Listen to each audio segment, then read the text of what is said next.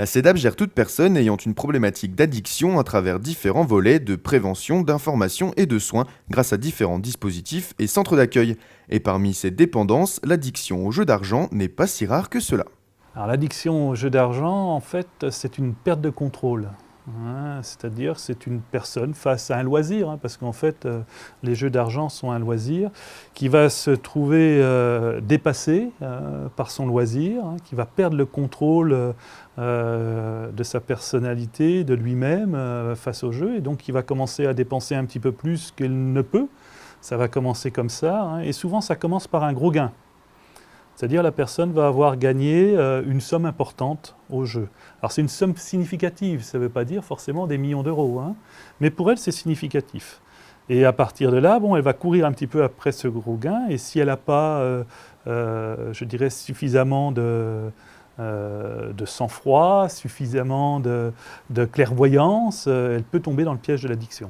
600 000 personnes auraient un problème avec les jeux d'argent en France. Un chiffre bien loin des 4 millions de personnes qui auraient un problème avec l'alcool, certes, mais le problème existe. Des éléments peuvent permettre de reconnaître un addict au jeu. On devient addict à partir du moment où effectivement on ne sait plus s'arrêter, mais on ne sait plus s'arrêter malgré les conséquences négatives.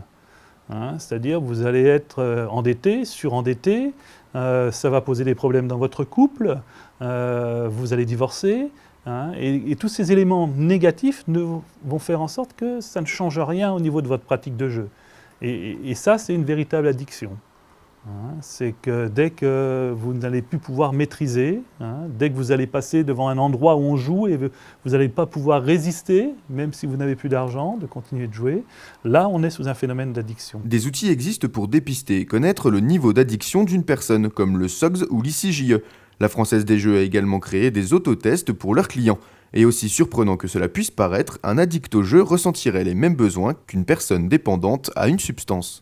Les récepteurs sont les mêmes, qu'on soit sollicité par une substance ou par une envie irrépressible de jouer. Ces récepteurs dopaminergiques du système de la récompense, en fait, présentent une certaine carence ou un découplage, un dysfonctionnement. Donc c'est ça qui a permis de dire à certains moments qu'il y avait un phénomène d'addiction. C'est ce phénomène aussi de craving aussi qu'on peut parler, qui dit aussi qu'il y a une forme d'addiction et qu'elles ont des points communs, même si elles ne sont pas identiques, elles ont des points communs. Le craving, c'est cette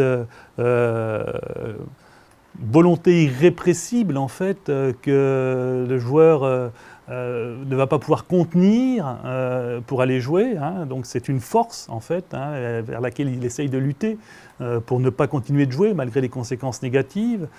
C'est quand vous passez pour quelqu'un qui est addict aux médicaments devant une pharmacie, le fait de ne pas rentrer dans la pharmacie pour aller chercher des médicaments, ou pour un toxicomane ou pour un alcoolique devant un café, et le fait de ne pas les boire. Donc c'est cette attirance irrépressible qu'on doit essayer de maîtriser et que n'arrive pas à maîtriser le toxicomane, l'alcoolique, le joueur excessif. La CEDAP a mis en place différents systèmes pour chaque addiction afin d'accompagner au mieux ces malades dépendants. Et l'addiction au jeu d'argent n'échappe pas à la règle. Pour les joueurs d'argent, on vient de créer un nouveau dispositif qu'on appelle ADIS, pour addiction sans substance, qui est équipé avec une psychologue et puis une assistante sociale.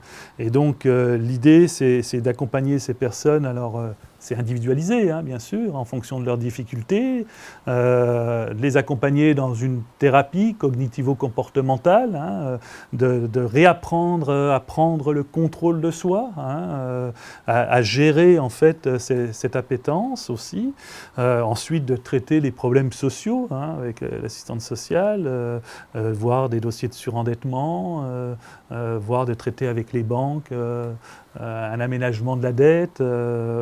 Voilà, donc c'est tout ce travail-là que l'on mène en partenariat. Donc, on établit des partenariats et on établit un réseau aussi qui permet de nous orienter les personnes sur ce nouveau dispositif. À cause de notre environnement, des nouvelles technologies et de notre nouvelle manière de vivre, nous pouvons craindre de plus en plus de comportements addictifs. Mais la CEDAP, comme d'autres établissements de ce type, n'ont pas forcément pour l'instant les moyens de répondre à toutes les demandes. 21e siècle d'une société addictogène. Les choses s'accélèrent, on veut des réponses immédiates, on est tout à fait dans un principe de société addictogène. Aujourd'hui, la priorité des financements ne sont pas effectivement sur le traitement des addictions. Alors on parle beaucoup, c'est un sujet qui médiatise beaucoup, mais malgré tout, les moyens ne sont pas toujours au rendez-vous. Et des moyens suffisants. On nous demande souvent de faire beaucoup plus avec ce qu'on a déjà, quoi. Et ça devient compliqué parce que ça veut dire qu'il faudrait peut-être enlever dans un dispositif pour mettre dans un autre. Mais là, pour le coup, ce sont les usagers qui en pâtiraient. Donc, bon, peut-être qu'il y a encore à retravailler notre organisation, notre visibilité. Et donc, je vous remercie d'être là pour ça, parce que ça nous permet aussi de se faire connaître du grand public, et à certains moments de savoir que nos services existent et qu'on est prêt à répondre. Malgré tout, quelquefois, on a des files d'attente. Malgré tout, quelquefois, c'est compliqué de finir les budgets en fin d'année, de ne pas être déficitaire.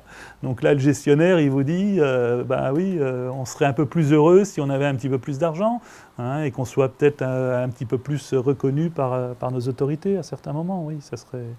Et nos politiques, parce que... Voilà, alors bon... Peut-être que les choses vont évoluer. Il est prévu prochainement une nouvelle loi de santé publique, qui va peut-être faire bouger un petit peu les choses et évoluer. Mais en France, on a pris un certain retard quand même par rapport à d'autres pays comme le Canada, comme la Suisse, qui sont d'un point de vue là, du traitement des addictions beaucoup plus en avance que nous, qui ne tergiversent pas trop dans leur position. Au moins, ils font des pilotes, ils expérimentent. Les salles de consommation supervisées.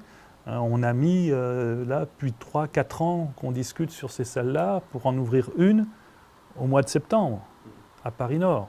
Donc, voilà, il y a nécessité quand même de dire qu'on a une problématique, qu'elle soit avec l'alcool, qu'elle soit avec les drogues, qu'elle soit avec les jeux d'argent, et qu'il faut traiter cette problématique.